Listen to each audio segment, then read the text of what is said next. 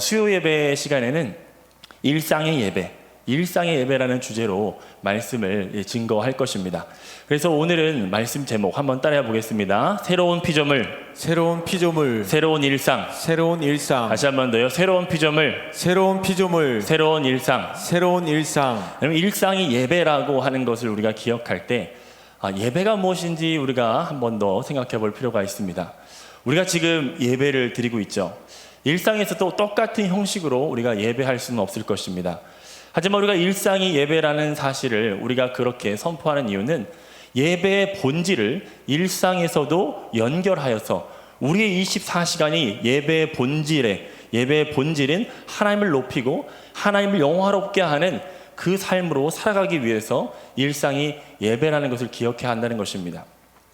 예배를 여러 가지로 정의할 수 있지만 성경에서 그 예배에 대한 정의, 그 생각들을 한번 우리가 정리해 볼 필요가 있습니다. 요한복음 4장에 보면 수가성 여인이 나옵니다. 그 수가성 여인과 예수님과의 대화 말미에 수가성 여인이 예배에 대한 질문을 하게 됩니다.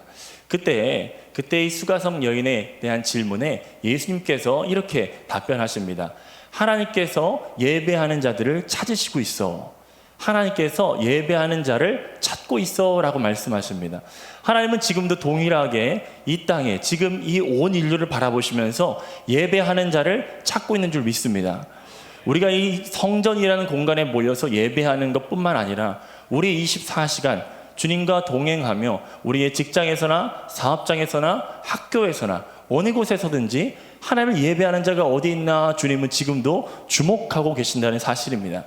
근데 그 예배라는 것이 드려지는 여러 종교들의 형태가 있지만 하나님께서 찾으시는 예배의 오직 한 형태는 바로 영과 진리로 드리는 예배라는 것입니다. 영과 진리로 드리는 예배.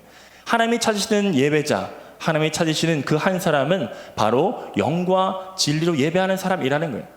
오늘 이 공간에 같이 나와서 예배를 드리는 것 같지만 이 공간에서 영과 진리로 예배하는 자가 있고 영과 진리로 예배하지 않는 자가 있을 수 있다는 사실은 우리에게 경각심을 줍니다.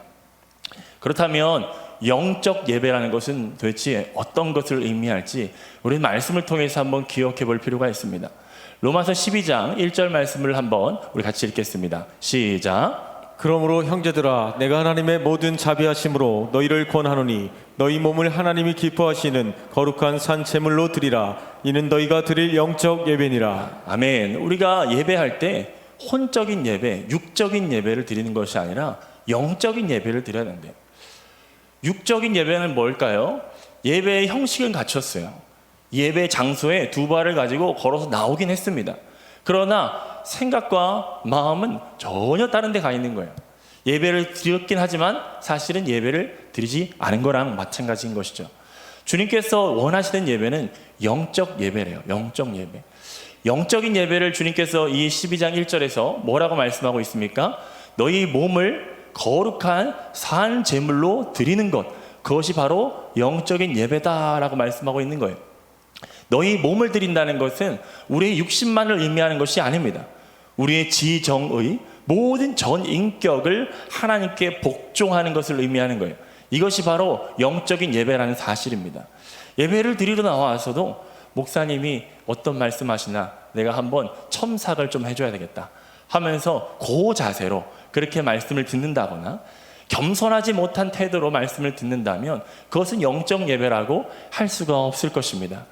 하나님의 말씀 앞에 겸허하게 사람이 전하지만 그 말씀을 하나님께서 내게 말씀하신다는 겸손한 자세로 말씀을 듣는 태도, 그것이 바로 영적 예배의 아주 기본적인 자세일 것입니다. 여러분들 오늘 예배하러 나오셨습니다. 그리고 내일 새벽에도 예배할 것입니다. 여러분들은 어떤 자세로 예배하고 있습니까? 그저 항존직 훈련을 위해서 도장을 찍기 위해서 그냥 형식적으로 의례적으로 혹시 드리고 있다면 한번 오늘 말씀을 들으면서 점검해 보시길 바랍니다. 하나님 아버지, 주님이 받으시는, 주님이 찾으시는 그 영적 예배를 주님 드리게 하여 주시옵소서. 여러분 사모해야 할 줄 믿습니다. 그런데 그 방법을 주님께서 2절 말씀에서 말씀해 주고 있어요. 같이 한번 2절 말씀 읽겠습니다. 시작. 너희는 이 세대를 본받지 말고 오직 마음을 새롭게 함으로 변화를 받아 하나님의 선하시고 기뻐하시고 온전하신 뜻이 무엇인지 분별하도록 하라. 아멘. 이 세대는요, 예배하지 않는 세대예요. 하나님께 영광을 돌리지 않는 세대예요. 그러나 너희는 이 세대를 본받지 말고 너는 마음을 새롭게 함으로 변화를 받아라고 말씀하고 있습니다. 여기서 2절 말씀을 한번 띄워줘 보시겠습니까? 2절 말씀에 보면 마지막 동사가 분별하도록 하라 이렇게 나와서 원어상에서도 동사가, 원동사가, 주동사가 분별하도록 하라 라고 착각할 수 있지만 사실 원어 성경에서 보면 여기에 주동사는 변화를 받으라 라는 게 주동사예요. 변화를 받으라. 변화를 받으라. 그리하면 하나님의 선하시고 온전하신 뜻이 무엇인지 분별하게 될 것이다 라는 뜻이에요. 그럼 우리의 초점은 이것이 하나님의 뜻인지라고 분별하기 이전에 더 먼저 점검해야 될 것은 우리의 마음이 지금 새롭게 됐냐는 거예요. 우리의 마음이 새롭게 함으로 변화를 받았냐는 거예요. 그것이 중요하다는 거예요. 그런데 중요한 사실은 누가 우리의 마음을 변화시킬 수 있냐는 것에 대해서는 보이지 않습니다. 성경에서 주로 사용하는 표현인데 신적 수동태라는 말을 씁니다. 신적 수동태. 수동태라는 것은 받는 것이죠. 누군가에게로부터 받는 것입니다. 그 받는데 신적 수동태, 보이지 않아요. 감추어져 있어요. 하나님은 영이신, 그 하나님, 영이신 하나님처럼 감추어져 있습니다. 무슨 말입니까? 변화를 받으라는 것은 영적인 그 하나님, 그 성령으로부터의 변화를 받아야 된다는 것입니다.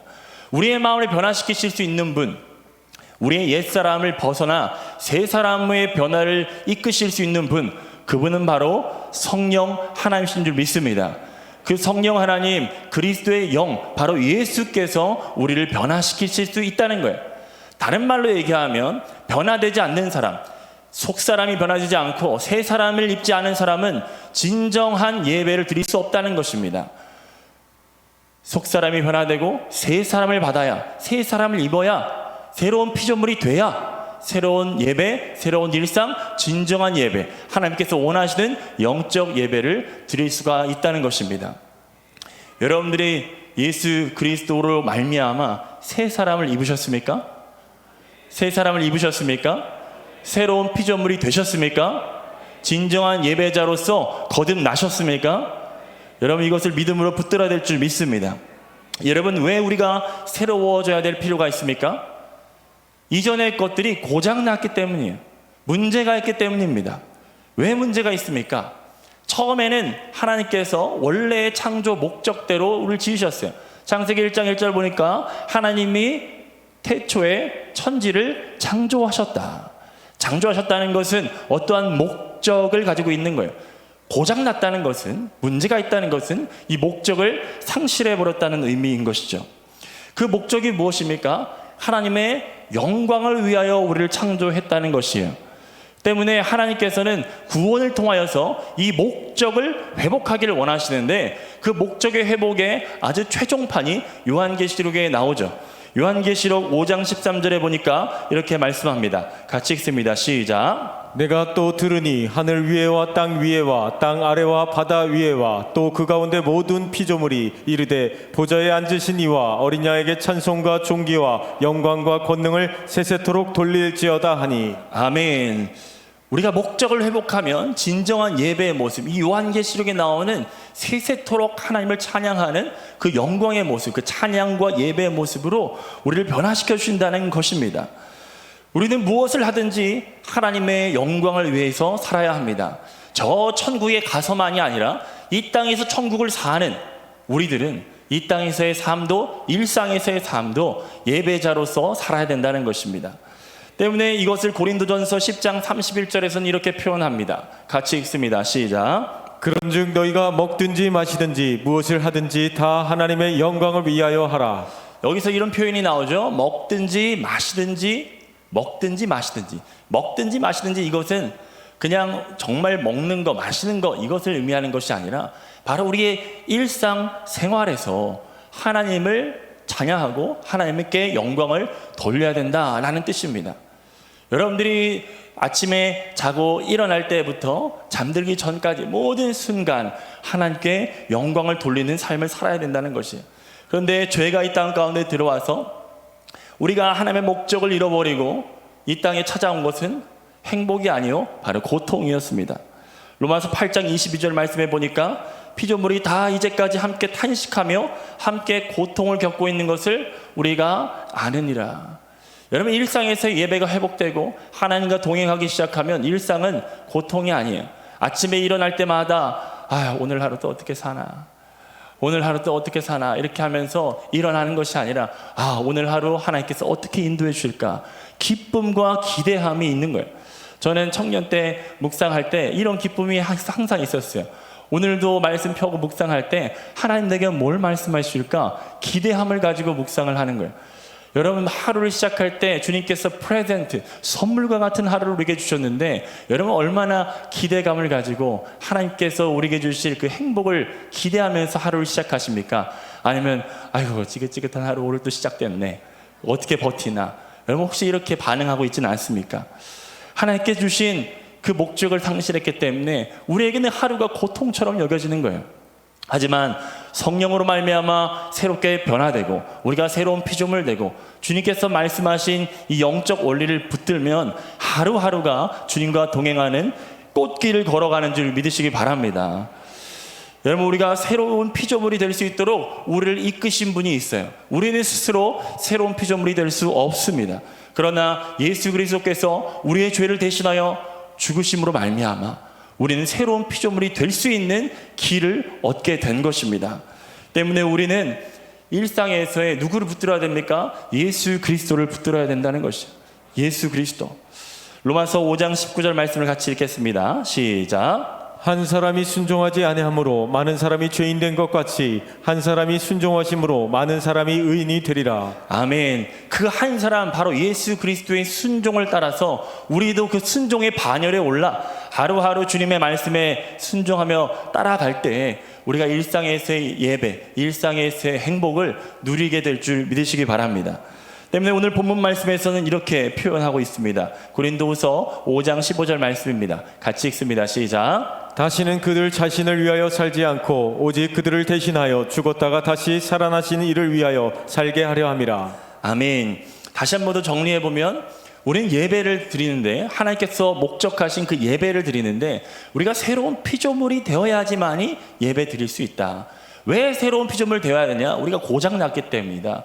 그 고장났다는 목적을 잃어버렸다는 것인데 목적을 잃어버린 것을 다시 회복시키신 분이 바로 예수 그리스도시다.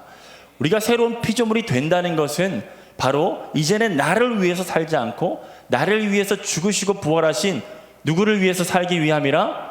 예수 그리스도를 위하여 살기 위함이라. 정리하면 이렇습니다. 일상에서의 예배는 이제는 나를 위해 살지 않고 나를 위해 죽으시고 부활하신 예수를 위해서 사는 것이 바로 일상에서의 예배입니다. 우리가 지금 드리는 이 형식에서의 형식적 예배, 이 모양은 그것을 규칙적으로 우리가 잊지 않기 위해서 정기적인 예배, 우리가 말하는 공예배라는 것을 만들어 놓고 드리는 것이죠. 그런데 우리가 일상에서의 똑같은 모양으로 똑같은 본질로 우리는 주를 위해서 살기를 결단하고 순간순간 하나님께서 이 상황에 어떻게 하기를 원하실까 질문하고 또 그 질문에 답변을 받은 대로 순종하는 것, 그것이 바로 일상에서의 예배라는 것을 기억하시기 바랍니다. 여러분, 주님께서 우리를 새롭게 하셨다고 하셨습니다. 주님께서 우리를 새롭게 하셨을 때 무엇을 새롭게 하셨을까요? 신분을 새롭게 하셨다고 말씀하고 있어요. 베드로전서 2장 10절 말씀을 같이 읽겠습니다. 시작. 너희가 전에는 백성이 아니더니 이제는 하나님의 백성이요 전에는 궁유를 얻지 못하였더니 이제는 궁유를 얻은 자니라. 아멘. 우리가 예전에는 백성이 아니었죠. 이방인이었습니다. 그러나 예수 그리스도의 그 사랑과 그 핏부림을 인하여서 우리는 한 사람, 그 순종한 한 사람 예수 그리스도를 인하여서 우리는 하나님의 백성이 되었습니다. 하나님의 백성이 되었다는 것은 하나님의 백성답게 살게 하기 위함인 줄 믿으시길 바랍니다. 우리는 이 땅에서의 시민권을 버리고 이 땅에서 발을 붙이고 살지만 저 천국 백성답게 이 일상에서도 천국 백성의 품격을 가지고 살아야 할 줄 믿습니다. 저는 이런 기도 제목을 가지고 있습니다. 하나님, 제가 세상에서 예수님을 모르는 사람들을 만날 때에 하나님, 제가 그리스도인다운 품격을 가지고 주님 대할 수 있도록 주님 도와주세요. 가끔가다 갈등할 때가 있죠. 우리 이제 차에 달려있는 십자가 또는 차에 붙어있는 93.3 이런 거 이제 달고 다닐 때마다 이제 불법 유턴이라든지 그리스도인답지 못한 행동을 할 때 마음에 찔림이 있지 않습니까? 그럴 때마다 우리는 기억해야 됩니다. 우리의 연약함 때문에 그렇게 무너졌지만 내가 그리스도인답게 살기 위해서 그러한 행동들은 우리가 점점 줄여나가야 될 줄 믿습니다. 사업할 때에도 여러 가지 유혹들이 있지 않습니까? 정직해야 합니다. 그것이 바로 그리스도인다운 품격이요, 하나님의 백성다운 품격인 것입니다. 정직하고 그리고 순결하게 정말 하나님과 사람 앞에서 흠이나 티가 없이 살아야 할 줄 믿습니다. 세상에서 요구하는 도덕성보다 훨씬 더 높은 도덕성을 하나님께서는 우리에게 요구하십니다. 그것을 행할 수 있는 힘을 또한 주십니다. 때문에 여러분들을 볼 때마다 야, 저 사람 참 정직하다, 저 사람 참 대단하다, 저 사람 참 멋지다 라는 칭찬을 우리 세상에서부터 들어야 할 줄 믿습니다. 그리고 또 우리에게 어떤 신분을 주셨냐? 빛이라는 신분을 주셨습니다. 자, 오늘 말씀 에베소서 5장 8절 말씀을 같이 읽겠습니다. 시작. 너희가 전에는 어둠이더니 이제는 주 안에서 빛이라. 빛의 자녀들처럼 행하라. 전에는 어둠이더니 이제는 주 안에서 빛이라. 빛의 자녀들처럼 행하라 라고 말씀하고 있어요. 맥스 루케이도라는 작가가 이런 말을 했다죠. 하나님께서는 죄인을 사랑하신다. 그러나 죄인된 모습 그 자체로 있기를 원하지 않으신다 라고 얘기했습니다. 하나님께서 우리를 죄인된 모습 그대로 사랑하십니다. 그러나 그 죄의 모양, 그 죄의 습성, 습관 그대로 살아가길 원하지 않으십니다. 때문에 우리를 거룩함으로 이끄셔서 우리를 훈련하시고 단련하시고 경건에 이룰 수 있도록 우리를 계속적으로 충동하십니다. 그 이유가, 그 목적이 무엇입니까? 너희는 이제 어둠이 아니야. 너희는 빛의 자녀야. 빛의 자녀처럼 행하기 위하여 내가 너에게 경건의 훈련을 명하는 것이야 라고 주님께서 말씀하고 있는 것입니다. 여러분, 지금 항존직 훈련을 받는 분들 중에서 또 특별히 우리 성도님 중에서 다 포함되는 얘기겠지만 훈련을 받고 있는 중에도 끊지 못하는 악한 습관들이 있는 분들이 있을 것입니다. 그것이 술이 될 수도 있고요, 담배가 될 수도 있고요, 어떤 다른 악한 습관들이 있는 분들이 있을 거예요. 그런 분들이 훈련하는 기간에 다 끊어내시기를 축복합니다. 끊어내시기를 축복합니다. 정말 거룩한 항존직의 직분을 받기 위하여 이 시간을 그저 시간이 흘러가는 대로 훈련에 떠맡기는 것이 아니라 자신에게 말씀하시는 하나님의 음성에 철저히 순종함으로 죄악을 끊어내고 어둠에서 빛으로 빛의 자녀들처럼 행하는 여러분 되시기를 축복합니다. 요한일서 3장 1절에 보니까 우리에게 이렇게 사랑을 베푸셨다라고 말씀하고 있어요. 같이 한번 읽겠습니다. 시작. 보라, 아버지께서 어떠한 사랑을 우리에게 베푸사 하나님의 자녀라 일컬음을 받게 하셨는가. 우리가 그러하도다. 그러므로 세상이 우리를 알지 못함은 그를 알지 못함이라. 아멘. 하나님께서 우리에게 새롭게 하는 백성, 새롭게 하는 빛, 그리고 새롭게 하는 자녀, 하나님의 자녀가 되는 신분을 주셨다라고 말씀하고 있습니다. 다 똑같습니다. 백성, 빛, 자녀. 하나님의 백성답게, 빛의 자녀답게, 하나님의 자녀답게 우리를 새롭게 하신다는 것입니다. 그래서 일상에서의 우리는 세상 사람들과 다른 가치관, 다른 세계관, 다른 습관, 다른 시간 씀씀이, 물질 씀씀이가 우리 가운데서 나타나야 한다는 것입니다. 그런데 우리는 연약하여서 끊임없이 넘어집니다. 그렇기 위해서 이 오늘 본문 말씀에서 보면은 중요한 한 가지 동사를 우리에게 말하고 있습니다. 그것은 바로 보라라고 하는 단어예요. 보라. 우리는 끊임없이 이전 것은 지나갔습니다, 보라 새 것이 되었도다 라고 얘기하지만 이 보라를 기점으로 해서 이전 것에서 넘어오지 못하고 끊임없이 하나님께서 너희를 어떻게 사랑하셨나 너희는 기억해봐라. 너희를 위해서 예수 그리스도께서 얼마나 큰 값을 치르셨나. 하나님께서 아들을 아끼지 아니하시듯이 너희에게 아무것도 아끼지 않으신다. 하나님께 구하라, 예수를 찾으라, 위의 것을 찾으라 라고 끊임없이 얘기하지만 이전 것은 지나갔으니 라는 부분에서 그래도 내 안에 있는 죄 가운데 갇혀서 옛 습관에 옛 생각에 갇혀서 뒤로 넘어오지 못하는 사람들이 너무나도 많습니다. 때문에 우리가 주목해야 됩니다. 이 보라라고 하는 단어, 이 보라는 헬라어로 이두라고 하는 단어입니다. 이두. 한번 따라해 볼까요? 이두. 이두. 네. 이 이두는요, 바로 생각하다, 지각하다라는 의미를 가지고 있어요. 보라라는 단어는 그냥 눈으로 본다, 이런 시각적인 본다는 의미가 아니라 더 깊은 의미로 지각하다, 생각하다라는 말씀을 가지고 있습니다.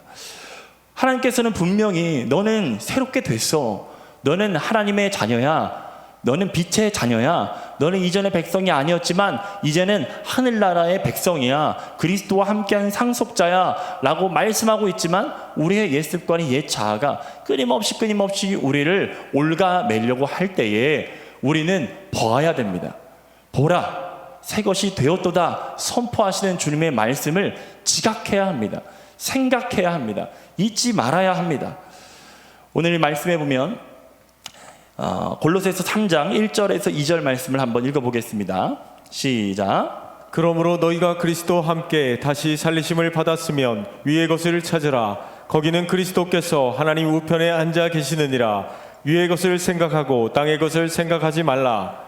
자, 위의 것을 찾으라 라고 하는 동사와 병렬 구조를 이루고 있는 것이 위의 것을 생각하라 라고 하는 단어입니다. 여러분, 기도할 때 위의 것을 찾으시죠? 그러면서 우리의 무엇이 바뀌기 시작합니까? 우리의 생각이 바뀌기 시작해요. 기도한다는 것은 영적으로 주님과 교통하는 것이지만 결국에 우리의 무엇을 바꿉니까? 우리의 생각을 바꾸기 시작한다는 거예요. 환경은 바뀌지 않습니다. 그러나 우리의 생각을 바꿈으로 우리가 이전에 행했던 믿음 없음의 행동이 아니라 믿는 자로서, 빛의 자녀로서, 하나님의 백성으로서의 판단과 반응과 이런 것들을 하기 시작한다는 것입니다. 골로새서 3장 10절의 말씀에 보니까 이런 말씀이 또 있어요. 새 사람을 입었으니 이는 자기를 창조하신 이의 형상을 따라 어디에까지 새롭게 하심을 받는다고요? 지식에까지 새롭게 하심을 받는다라고 말씀하고 있습니다. 하나님께서 우리를 새로운 피조물이 되게 하셨다는 것은 우리의 몸은 그대로 있지만 무엇을 바꾸는 것입니까? 우리의 생각을 바꾼다는 거예요. 가치관을 바꾸기 시작합니다. 세계관을 바꾸기 시작합니다. 그래서 예수 없을 때에는 사업할 때, 그리고 가정을 돌볼 때 세상 가치관대로 육아하고 또 사업하고 했습니다. 세상 사람들과 별반 다를 게 없어요. 근데 예수 만난 다음에는 바뀌기 시작하는 거예요. 삭개오가 예수 없을 때에는 다른 사람들을 뺏으면서 자기의 부를 챙기는 것을 전혀 양심의 가책도 느끼지 못하고 했던 사람이라면 예수 만나고 난 다음에는 자기가 잘못했던 것 회개하고 더 나누고 베푸는 삶을 살기 시작했던 것처럼 삶에 변화된 내용이 있기 시작했다는 것입니다. 그것은 바로 그의 생각이 예수 그리스도로 말미암아 변화되기 시작했다는 것입니다. 그런데 우리가 자꾸 넘어지는 이유가 무엇입니까? 이 생각의 영역에서 자꾸 지기 때문이에요. 우리 생각 속에는 두 가지 싸움이 항상 일어납니다.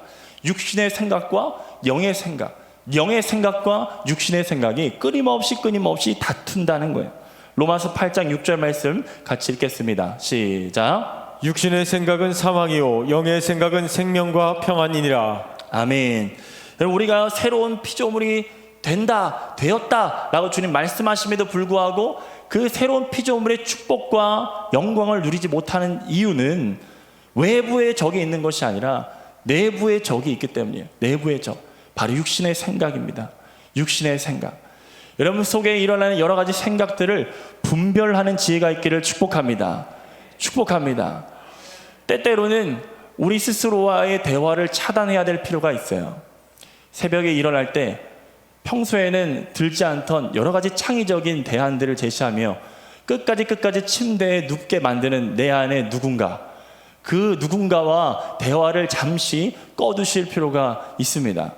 우리는 끝도 없이 좀 더 쉬자, 좀 더 졸자, 좀 더 자자. 우리 육신은 끊임없이 우리를 유혹합니다.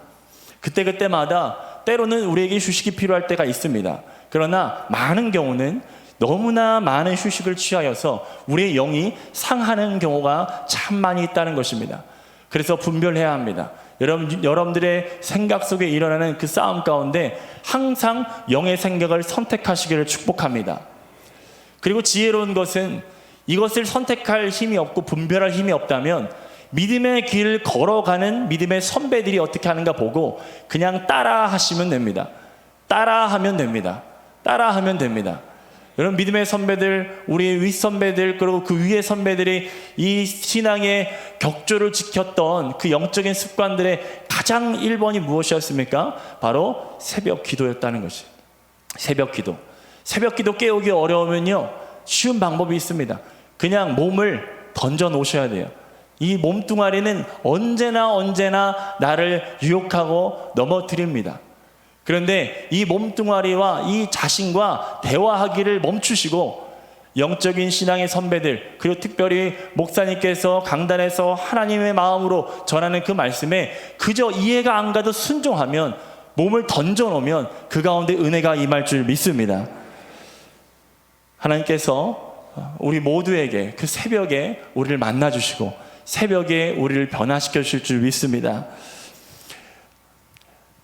로마서 12장 2절 말씀을 한 번 더 읽어보겠습니다. 시작. 너희는 이 세대를 본받지 말고 오직 마음을 새롭게 함으로 변화를 받아 하나님의 선하시고 기뻐하시고 온전하신 뜻이 무엇인지 분별하도록 하라. 아멘. 여러분, 성령께서 우리를 새롭게 변화시켜 주실 것입니다.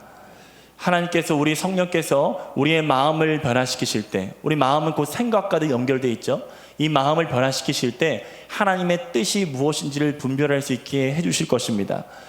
하나님께서 무엇을 말씀하시는지, 무엇을 원하시는지 잘 모른다면 우리의 기도 제목을 삼아야 합니다. 한번 따라해 볼까요? 하나님, 성령으로 충만하게 하여 주옵소서.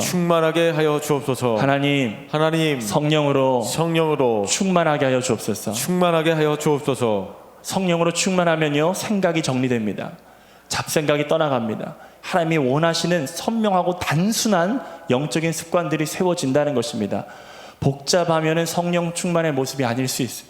성령 충만하면요, 성령에 붙들린 사람을 보면 단순합니다. 단순하게 순종하고 단순하게 충성합니다. 여러분, 성령 충만 받으시고 여러분의 생각 속에 있는 여러 가지 복잡한 것을 그리스도께 굴복하시기를 축복합니다. 너희 몸을 하나님이 기뻐하시는 거룩한 산 제물로 드리라. 제물로 드리십시오. 여러분들의 전 인격을, 여러분들의 몸을, 여러분들의 생각을 그리스도께 복종하시기를 축복합니다. 그럴 때 있어서 가장 구체적이고 실용적이고 그리고 꼭 기억해야 될 적용점 하나가 있는데, 그것은 바로 언어라고 하는 영역입니다. 언어. 이 말은요, 우리를 죽이기도 하고 살리기도 한다, 우리가 선포했지 않습니까? 이 언어 생활에서 우리가 진다면 생각의 영역에서 진다는 거예요. 우리가 생각을 정복하기 위해서 돌을 닦을 필요가 없습니다. 우리의 말을, 우리의 언어를 변화시키기 시작하면 우리의 생각 또한 정복돼서 변화될 수 있다는 것입니다. 그것이 바로 우리의 일상에서 예배에 승리할 수 있는 비결이에요. 우리는 공적인 장소에서, 거룩한 장소에서 서로 대화할 때는 굉장히 평소에 쓰지도 않던 거룩한 표현들을 많이 씁니다. 그런데 일상에서의 삶에는 완전히 언어의 패턴이 달라요. 쓰는 단어가 완전 달라요. 믿음의 언어와 일상의 언어가 분리되어 있어요. 이것을 일치시켜 주셔야 됩니다. 믿음의 언어와 일상의 언어, 성도끼리 교제할 때, 목사님과 대화할 때 언어와, 그리고 나의 자녀와 남편과 아내 사이에서 일어나는 대화도 변화시켜야 됩니다. 이 언어가 새롭게 변화되지 않으면 하나님께서 우리에게 말씀하시는 그 일상에서의 예배를 승리할 수 없다는 거예요. 욥기 말씀해 보면 하나님께서 욥에게 이런 말씀을 하십니다. 같이 한번 읽어볼까요? 시작. 무지한 말로 생각을 어둡게 하는 자가 누구냐? 보세요. 무지한 말로 생각을 어둡게 하는 자가 누구냐, 이렇게 얘기하고 있어요. 자, 무엇이 생각을 어둡게 한다고요? 말이요. 무지한 말이, 하나님께서 말씀하셨음에도 불구하고 그것을 믿지 못하고 내뱉었던 여러 가지 말들이 우리의 생각을 어둡게 한다라고 얘기하고 있어요. 세번역 성경에 보니까 네가 누구이기에 무지하고 헛된 말로 내 지혜를 의심하느냐라고 말씀하고 있다는 거예요. 하나님께서 우리에게 분명히 너는 새로운 피조물이야, 그리스도의 피로 내가 너를 주고 샀어 라고 얘기하는데 우리는 끊임없이 내뱉어요. 나는 이래서 안 돼요, 저래서 안 돼요. 비교의식과 열등의식에 사로잡혀서 우리는 계속 헛된 말을 합니다. 무지한 말을 내뱉습니다. 저는 할 수 없어요, 저는 못해요. 그런데 이 말 내뱉음으로 말미암아 우리의 생각이 어두워지고 있다는 사실을 우리는 기억해야 합니다. 그래서 우리 교회에서 주님께서 주신 선물과 같은 축복이 무엇입니까? 바로 명령하고 선포하는 거예요. 명령하고 선포하는 거. 이 명령하고 선포하는 것이 얼마나 귀한 축복인지 모르겠습니다. 명령하고 선포할 때 이 말이 하나님의 말씀에 근거한 선포가 될 때 우리의 생각이 변화될 줄 믿습니다. 여러분들 가운데 있는 뿌리 깊게 박혀있는 비교의식, 열등의식, 일상에서의 예배를 방해하는 온갖 나쁜 악한 것들이 선포할 때 떠나갈 줄 믿습니다. 나는 하나님의 보배롭고 존귀하고 사랑스러운 자녀다. 한번 따라해 볼까요? 나는 하나님의 보배롭고 존귀하고 사랑스러운 자녀입니다. 여러분, 이거 선포할 때 내 안에서 막 기쁨이 넘쳐납니까? 선포할 때 맞아, 그래, 나는 하나님의 보배롭고 존귀한 사람이야. 여러분, 기쁨이 솟아납니까? 근데 어떤 분들이 이런 분들이 있을 수 있어요. 아, 내가 뭘, 나는 이것도 없고 저것도 없는데 내가 뭘. 상대방의 가진 것, 상대방의 어떤 외모의 어떤 비교의식에 빠져서 자신을 이렇게 평가절하할 수 있어요. 일상에서 부딪히는 우리의 모든 매스미디어들은 우리에게 끊임없이 충동질합니다. 더 가져야지 행복할 수 있어, 더 예뻐야지 행복할 수 있어, 더 뭐가 있어야 돼요. 항상 뭐가 더 있어야 돼요. 소유에 대해서 행복을 찾습니다. 하지만 주님께서는 말씀합니다. 너는 내 눈에 보배롭고 존귀하고 사랑스러워. 하나님께서 말씀하셨는데도 하나님께서 우리보다 더 지혜로우신 분인데 그 말씀을 우리에게 주셨음에도 불구하고 우리는 그거를 선포하지 않아요, 믿지 않아요, 누리지 않아요. 그러면서 상대방의 비교의식에, 세상의 말에 빠지면서 계속 부정적인 말 하면서 생각을 어둡게 하고 있다는 거예요. 여러분 때문에 우리는 말씀을 단순하게 믿고 선포해야 할 줄 믿습니다. 자, 그래서 제가 변화와 성장을 위한 선언문이라고 하는 것을 만들어 봤어요. 제 스스로에게 한 번은 제 안에 이런 막 갈망이 막 올라올 때가 있었어요. 하나님, 제가 비록 잘하는 것도 없고 또 세상에서 뭐 내밀 수 있을 만한 그런 놀라운 것도 없지만 주님께서 약한 자를 들어서 강한 자를 부끄럽게 하시고 하나님께서 쓰시고자 하면 돌멩이도 들어서 쓰시는 분이 우리 주님이시기 때문에 하나님, 저도 젊은 날에 주님 만났는데 제 인생 허비하기 원하지 않습니다. 하나님, 변화하기 원합니다. 더 성장하기 원합니다. 하나님, 저를 좀 써주세요. 저를 좀 붙들어 주세요. 이런 막 갈망이 올라올 때가 있어요. 그때 하나님께 주신 마음 따라서 막 써내려갔던 선포문이 있어요. 그 한번 같이 한번 해보면 좋을 것 같습니다. 자, 우리 같이 해보겠습니다. 여기 나를 여러분들이 이름을 넣어서 한번 같이 이름을 넣으면 박자가 안 맞을 수 있으니까 나를 그냥 하되 머릿속으로는 자기 이름을 생각하면서 그렇게 해봤으면 좋겠습니다. 같이 선포하겠습니다. 시작. 나는 이제부터 변화와 성장을 시작한다. 과거에 매여있던 생각과 습관에서 벗어나 성령 안에서 완전히 새로운 삶으로 변화된다. 나는 완전히 새로운 사람이 되었다. 나는 하나님이신 예수님의 죽으심으로 구원을 얻은 하나님의 자녀이다. 나의 가치는 이 땅의 무엇으로도 비교할 수 없는 가치이다. 보석보다 귀하고 많은 재물보다 귀하다. 사람들의 시선에 의해 나의 가치가 바뀌어지지 않는다. 나의 가치는 절대적이며 상대적이지 않다. 나는 복음 안에서 형성된 건강한 자존감으로 내 안에 잠재력을 발휘할 것이다. 현재 내가 상상하지도 못할 놀라운 일을 이룰 것이다. 나의 변화는 나의 행복뿐 아니라 많은 사람을 유익하게 할 것이다.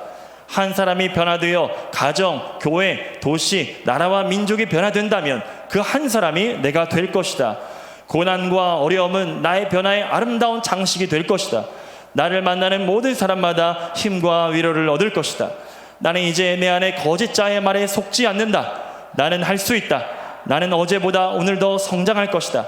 내 안에 편견과 거짓의 말씀으로 맞설 것이다. 게으름과 나태함은 더 이상 내게 어울리지 않는 단어이다. 나는 열정이 넘치고 의욕적이며 지혜와 사랑에 충만하며 도전을 주는 사람이 될 것이다. 집중과 몰입을 통해 순간을 가치 있게 보낼 것이다. 내 삶의 순간순간은 예수님과 동행하는 예배이다. 나는 매일 일상의 예배에서 성공을 맛볼 것이다. 그리고 변화와 성장을 통해 하나님께 감사와 영광을 돌릴 것이다. 변화와 성장을 통해 나의 가정에서, 내게 맡겨진 사역의 자리에서, 내가 걸어가는 사명의 자리에서 만나는 사람들이 그리스도께로 인도할 것이다.